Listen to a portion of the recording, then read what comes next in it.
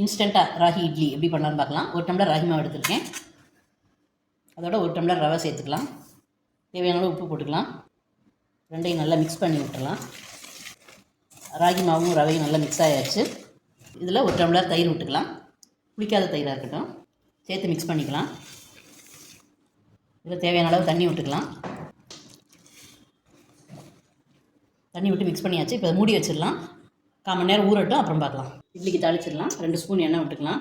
1 spoon உளுத்தம்பருப்பு, 1 spoon கடலைப்பருப்பு, 1 spoon கடுகு போட்டுக்கலாம்.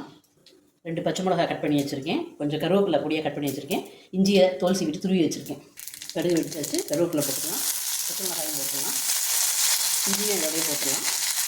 நல்லா வதக்கிக்கலாம். பச்சை மிளகாய் இஞ்சிலாம் நல்லா வதங்கியாச்சு. அடுப்பு ஆஃப் பண்ணிடலாம். 1/4 மணி நேரம் ஆச்சு. ரவையும் ராகி மாவும் நல்லா ஊறியாச்சு. இப்போ தாளிச்சது இதில் கொட்டிக்கலாம். இதில் பொடியாக நறுக்கினா கொத்தமல்லி இலை போட்டுக்கலாம். இதெல்லாம் சேர்த்து நல்லா மிக்ஸ் பண்ணிக்கலாம். தண்ணி இன்னும் கொஞ்சம் தேவைப்படும். ரவை ஊறினதுன்னு நல்லா தண்ணியெலாம் அப்சார்ப் பண்ணிக்கலாம்.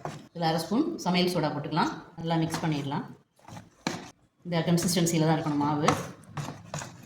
இப்போ இட்லி தட்டில் எண்ணெய் தடவி வச்சுருக்கேன். மாவு விட்டுக்கலாம்.